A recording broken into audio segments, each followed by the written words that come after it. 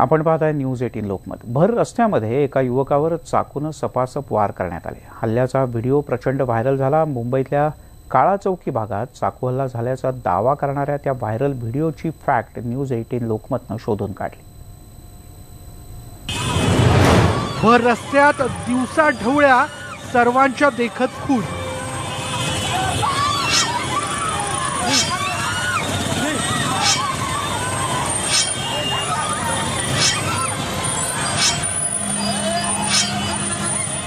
हा व्हिडिओ मुंबईतल्या काळा चौकीतला असल्याचा व्हायरल होतोय। भर रस्त्यात झालेल्या चाकू हल्ल्याचा व्हिडिओ पाहून सोशल मीडियावर खळबळ माजली आहे। रस्त्यावर वाहनांची प्रचंड गर्दी असताना एक युवक धावत येतो आणि दुसऱ्या युवकावर चाकूने वार करतो।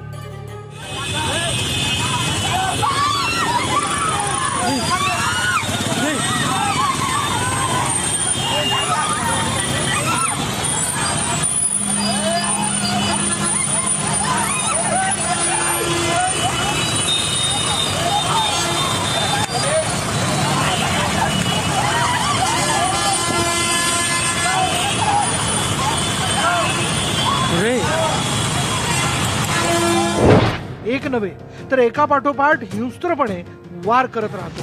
तुम्हीच पहा, पहिला वार, दुसरा वार, तिसरा वार, चौथा वार, पाचवा वार आणि सहावा देखील वार तो करतोच। या युवकावर भयानक हल्ला करण्यात आला। चाकूचे वार होत असताना त्या युवकाला वाचवण्यासाठी काही महिला पुढे येतात, पण चाकूचे वार झाल्यानं तो युवक रस्त्यावर कोसळतो। गंभीर जखमी झालेल्या युवकाला हल्लेखोराचा साथीदार निर्दयीपणे लात मारतो आणि त्यानंतर हल्लेखोर पुन्हा सातवा वार करतो। भर रस्त्यात हा खुनी खेळ मुंबईतल्या काळा चौकीत झाला असा दावा केला जातोय। हल्ल्याच्या ठिकाणी असलेले पोल हे मोनोरेलचे असल्याचं सांगितलं जात आहे। काळा चौकी भागातून मोनोरेल जाते, त्यामुळे हा व्हिडिओ काळा चौकीतला असल्याचं बोललं जातं। त्यामुळे न्यूज 18 लोकमतनं व्हायरल चेक केला। न्यूज 18 लोकमतच्या टीमनं काळा चौकीत जाऊन ती जागा शोधण्याचा प्रयत्न केला, पण ती जागा सापडली नाही। ज्या जागेवरचा व्हिडिओ म्हटला जातो तिथे आमच्या प्रतिनिधीनं माहिती घेण्यासाठी आसपासच्या लोकांना विचारलं। त्यावर लोकांनी काय माहिती दिली ती बघा। सोशल मीडियावर व्हायरल होत असलेल्या व्हिडिओतील घटनेचं जे ठिकाण आहे ते काळा चौकी परिसरातल्या याच ठिकाणासोबत मिळतं जुळतं आहे। मात्र या ठिकाणी अनेक गोष्टी ज्या समोर येत आहे, या गोष्टीमुळे हा व्हिडिओ काळा चौकी परिसरातील नाही आहे असं दिसून येतंय। कारण आपण जर बघितलं तर या ठिकाणी मोनो रेल्वेचा जो ट्रॅक आहे आणि या ट्रॅकवरती विजेचे खांब या व्हिडिओमध्ये दिसून येतात। मात्र आपण जर या काळा चौकी परिसरातील मोनो ट्रॅक बघितला तर यामध्ये सुद्धा कुठेही विजेचे खांब किंवा कुठल्या गोष्टी आढळून आपल्याला येत नाही आणि त्याचमुळे हा व्हिडिओ या काळा चौकी परिसरातला नाही हे तर मात्र नक्की आहे। आपल्यासोबत या ठिकाणचे स्थानिक आहेत, त्यांच्याकडनं आपण जाणून घेणार आहोत। सर, तुम्ही जो काळा चौकीमध्ये झालेल्या मारहाणीचा व्हिडिओ फिरतोय सोशल मीडियावर, हा व्हिडिओ बघितला का आणि याबाबत काय वाटतंय? हो, हा व्हिडिओ मी बघितला नुकताच आणि हा व्हिडिओ बघितल्यानंतर असं जाणवतंय की नजीकच्या काळामध्ये काळा चौकी परिसरामध्ये अशा प्रकारची कुठलीच घटना घडलेली नाही आणि याच्यामध्ये दिसणाऱ्या ज्या गाड्यांचे नंबर्स आहेत किंवा इतर सगळे आहेत हे ह्या महाराष्ट्राच्या बाहेरचे सगळे आहेत। त्याच्यामुळे हा व्हिडिओ हा खोटा आहे असं माझं मत आहे। आपण बघतोय स्थानिकांकडनं सांगण्यात येत आहे की काळा चौकीच्या नावावरती जो व्हिडिओ व्हायरल केला जातो तो काळा चौकीतला नाही आहे आणि हेच व्हायरल व्हिडिओ जे आहेत यामागचं सत्य जाणून घेण्याचा आम्ही प्रयत्न करतोय आमच्या व्हायरल फॅक्ट या कार्यक्रमात। व्हायरल व्हिडिओतला हा पोल मोनोरेलचा नाही तर मेट्रोचा आहे। मेट्रोचा ट्रॅक हा विस्तीर्ण असतो तर मोनोरेलसाठी दोन वेगवेगळे सिंगल ट्रॅक असतात। हल्ल्याच्या वेळी तिथून जात असलेली रिक्षा ही पिवळ्या रंगातली आहे। अशा प्रकारच्या रिक्षा या हैदराबादमध्ये मेट्रो ही आहे, तिथेच हा हल्ला झाला। हल्ल्याचा हा व्हिडिओ हैदराबादमधला असल्याचं स्पष्ट झालंय। परिणामी मुंबईतल्या काळा चौकीत हल्ला झाल्याचा दावा न्यूज 18 लोकमतच्या व्हायरल फॅक्टमध्ये खोटा ठरला। काळा चौकीतील व्हिडिओच्या नावाने जो व्हिडिओ व्हायरल झाला, या व्हिडिओचं फॅक्ट तपासण्याचा आम्ही प्रयत्न केला। या ठिकाणच्या स्थानिकांच्या म्हणण्यानुसार जी जागा आहे ती काळा चौकी परिसरातली नाही आणि सगळ्यात महत्त्वाचं म्हणजे अशा प्रकारची जर मारहाण झाली असेल तर काळा चौकी पोलिसांमध्ये याची तक्रार नोंद होणं गरजेचं आहे। मात्र पोलिसांच्या माहितीनुसार काळा चौकीमध्ये कुठल्याही प्रकारची तक्रार दाखल झालेली नाही आहे आणि यानंतर आम्ही जी माहिती तपासण्याचा प्रयत्न केला, या माहितीच्या आधारावर हे पुढे आलंय की हा व्हिडिओ काळा चौकीचा नसून हैदराबादच्या मोनोरेल स्थानका परिसरातला आहे आणि हैदराबादला झालेली ही मारहाण आहे हे आमच्या व्हायरल फॅक्टमध्ये पुढे आलंय. व्हिडिओ जर्नलिस्ट रमेश भट्टसह अक्षय कुडकेलवार, न्यूज 18 लोकमत, मुंबई. तिकडे ठाणे महानगरपालिकेच्या हलगर्जीपणामुळे एका तलावातील मोठ्या प्रमाणात माशांचा मृत्यू झाला. गेल्या अनेक वर्षांपासून या तलावातला गाळच काढण्यात आलेला नाही. तसंच परिसरातील घातक सांडपाणी सुद्धा याच तलावात सोडलं जातं. यामुळे अचानकपणे माशांचा खच पडला. लोकप्रतिनिधींनी मात्र प्रशासनावर जबाबदारी ढकलून दिली. ठाण्याच्या तलावातील शेकडो माशांचा मृत्यू, महापालिकेची उदासीनता, माशांची वैरी, स्वच्छतेच्या अभावामुळे माशांचा मृत्यू.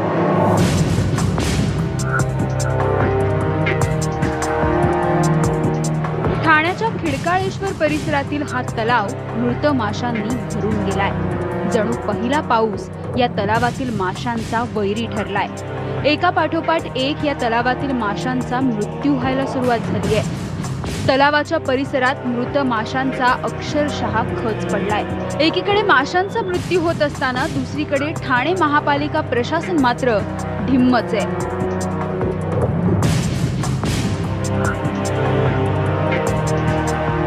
तलावातील जलशुद्धीकरण प्रकल्प बंद पडलाय.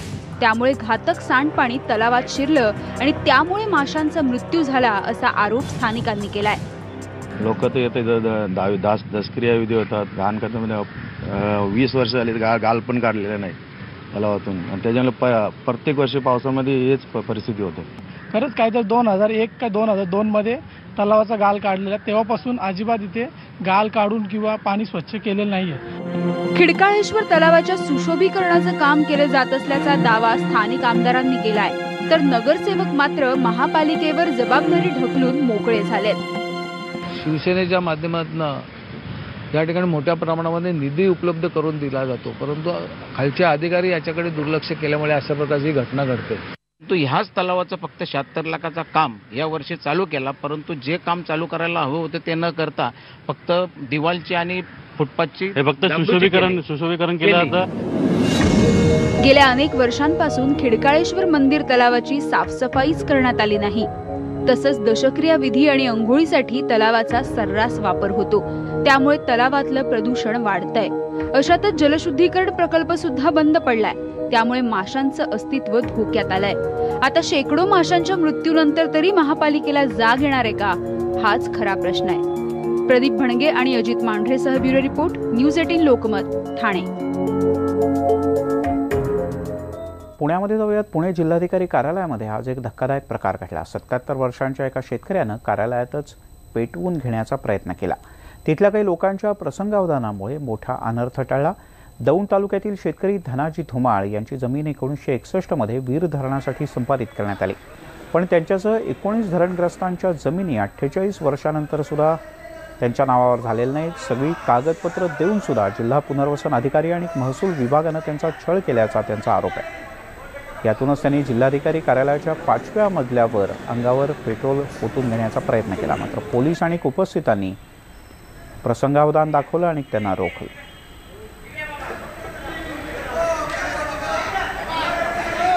आपण ही दृश्य पाहतो आहोत. ते तिथे गेल्याचं लक्षात येताच काही कर्मचारी आणि काही पोलीस कर्मचारी सुद्धा तातडीनं सरसावले. त्यांनी त्यांना रोखण्याचा प्रयत्न केला. इथे एक जाडसं जाळी टाकण्यात आले, त्यामुळे त्यांना खालती उडी मारता आली नाही. शेवटी त्यांनी तिथे उभं राहून अंगावर पेट्रोल टाकून पेटवून घेण्याचा प्रयत्न केला.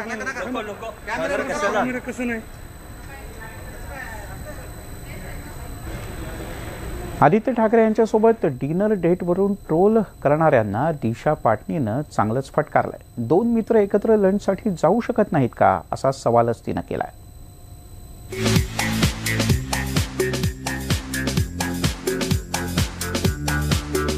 आदित्य ठाकरे आणि दिशा पाटणीची डिनर डेट सोशल मीडियात चांगलीच गाजतेय. या मुद्द्यावरून दिशाला ट्रोलही करण्यात आलं, पण रोखठोक दिशानं ट्रोलर्सना सणसणीत चपराक लगावली. एका इंग्रजी वृत्तपत्रासोबत बोलताना दिशानं उलट प्रश्न केला. 2 मित्र एकत्र लंच किंवा डिनरसाठी जाऊ शकत नाहीत का? मुलगा किंवा मुलगी या आधारावर मी माझे मित्र निवडत नसते. मी केवळ मुलींशी मैत्री करत नाही. माझ्या मित्र यादीत अनेक मुलं आणि मुली आहेत असं दिशानं ठणकावून सांगितलं. बॉलिवूड मधली चर्चित हिरोईन असलेल्या दिशानं लोफर या तेलुगू सिनेमातून चित्रपट सृष्टीत पाऊल ठेवलं होतं. त्यानंतर बेफिक्रे, बागी 2, MS Dhoni the untold story, Jackie Chan सोबत कुंफू योगा या सिनेमातही दिशा चमकली होती.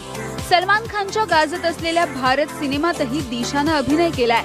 फॅशन आयकॉन असलेली दिशा ही हेल्थ कॉन्शियस सुद्धा आहे. फिटनेससाठी दररोज जिम आणि वर्कआउटवर तिचा भर असतो.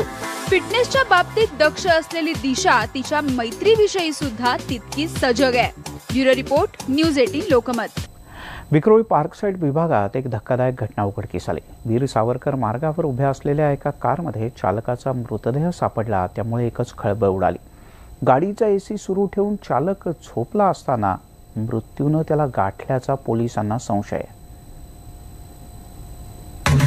कारमध्ये गुदमरून चालकाचा मृत्यू, चालकाला झोपेत मृत्यूनं गाठलं.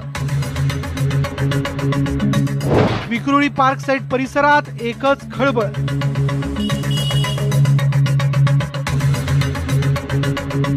मुंबईच्या विक्रोळी पार्क साईड परिसरात वीर सावरकर मार्गावर उभ्या असलेल्या या कारमधून दुर्गंधी येत असल्यामुळे स्थानिकांनी पोलिसांना पाचारण केलं होतं. पोलिसांनी कारचा दरवाजा उघडला असता आतमध्ये चालकाचा मृतदेह आढळून आला. सुरेश डबरे असं या मृत वाहन चालकाचं नाव असून या घटनेमुळे विक्रोळी पार्क साईड परिसरात एकच खळबळ उडाली आहे. पार्कसाईड पोलीस स्टेशनच्या हद्दीत कैलास कॉम्प्लेक्स जवळचा हा रस्ता आहे आणि या रस्त्यावर ही कार उभी होती. या कारमध्ये सुरेश डवरे नावाचा जो चालक मालक होता तो झोपलेला होता आणि त्यातच त्याचा मृत्यू झाल्याची एक घटना समोर आलेली आहे. उन्हाळ्याचे दिवस असल्यामुळे कार चालक सुरेश डबरे गाडीतील AC सुरू ठेवून झोपी गेला असावा आणि त्यामध्येच त्याचा गुदमरून मृत्यू झाल्याचा संशय पोलिसांनी व्यक्त केला. पोलिसांनी मृतदेह ताब्यात घेऊन शवविच्छेदनासाठी राजावाडी रुग्णालयात पाठवलं. शवविच्छेदन अहवालानंतरच कार चालक सुरेश डबरेचा मृत्यू नेमका कशामुळे झाला असावा याचा खुलासा होणार आहे. तो आराम करण्यासाठी गाडीच्या काचा बंद करून आराम करीत असावा आणि ते आतमध्ये सफोकेशन होऊन त्याचा मृत्यू झाल्याचं प्रथमदर्शनी दिसून येत आहे. बहुतेक वेळा वाहन चालक AC सुरू ठेवून वामकुक्षी घेतात. मात्र सुरेश डबरेच्या मृत्यूमुळे वाहन चालकांमध्ये भीतीचं वातावरण पसरलंय. मनोज कुलकर्णी, न्यूज 18 लोकमत, विक्रोळी, मुंबई. नवी मुंबईमध्ये एका सिंगल पेरेंटला एका खासगी शाळेनं प्रवेश नाकारला. त्या महिलेनं मोबाईल कॅमेऱ्यात शाळेच्या मुख्याध्यापकांची मुजोरी कैद केली. एकीकडे सरकार सर्व शिक्षा अभियानाचा डांगोरा पिटतंय, पण शाळा मात्र सिंगल पेरेंटच्या मुलांना प्रवेशच देत नाहीयेत. सर्व शिक्षा अभियानाला शाळांकडून हरताळ. सिंगल पॅरेंटच्या मुलाला प्रवेश नाकारला. नवी मुंबईतील खासगी शाळेची मुजोरी. सिंगल पेरेंट्स का बहुत प्रॉब्लम होता है. सिंगल पॅरेंट असल्याचं कारण देत नवी मुंबईतील सेंट लॉरेन्स या शाळेनं सुजाता मोहिते यांच्या मुलाला प्रवेश नाकारलाय. सुजाता या आपल्या मुलाच्या प्रवेशासाठी गेल्या असता शाळेच्या मुख्याध्यापिकेनं कोणत्या कारणांमुळे प्रवेश नाकारला ते तुम्हीच पहा. मैंने आप जब आए थे मैंने बोला था नहीं एडमिशन नहीं होगा. हाँ, तो आपने बाद में बोला कि एडमिशन इनको मिल जाएगा करके. मैम ये अभी ये मुझसे बात कर रहे हैं. अभी मुझे वो मालूम रहेगा कि आपके लिए बात कर रहे हैं. साथ में आई थी ना एक बार मैम. बाद तो मैंने इनको बोले थे. मैंने मना किया था ये इनको. मैंने वही बोला. अभी मैंने उनको भी गुस्सा किया है. बट मैम सिंगल पेरेंट्स का क्या इशू है आपके स्कूल में? मतलब सिंगल पेरेंट्स को एडमिशन वो हैंडल नहीं होता हम लोग से. मतलब क्या नहीं हैंडल होता है. ऐकलं? सेंट लॉरेन्स शाळेच्या मुख्याध्यापिकेनं काय म्हटलंय ते. सिंगल पॅरेंट्सना प्रवेश देता येणार नसल्याचं त्यांनी सांगितलंय. मला स्टार्टिंगला ती बोलली नाहीत की सिंगल मदर आहात तुम्हाला मी ऍडमिशन देऊ शकत नाही. त्यांनी हेच करून टाळलं की नाही ऍडमिशन फुल झालेत तुम्ही जाऊ शकता. एकीकडे सर्व शिक्षा अभियानाच्या माध्यमातून सर्वांना शिक्षण देण्याचा दावा केंद्र सरकारकडून केला जातोय. असं असताना सेंट लॉरेन्स सारख्या शाळा मात्र सिंगल पॅरेंटच्या नावाखाली मुलांना प्रवेश नाकारतायत. या प्रकरणाची शिक्षण विभाग दखल घेणार का हाच खरा प्रश्न आहे. अजित मांढरेसह bureau report, news 18 Lokmat, Thane. या बुलेटिनमध्ये इथेच थांबूया. ताज्या बातम्यांचा ओघ न्यूज 18 लोकमतवर सुरूच राहील.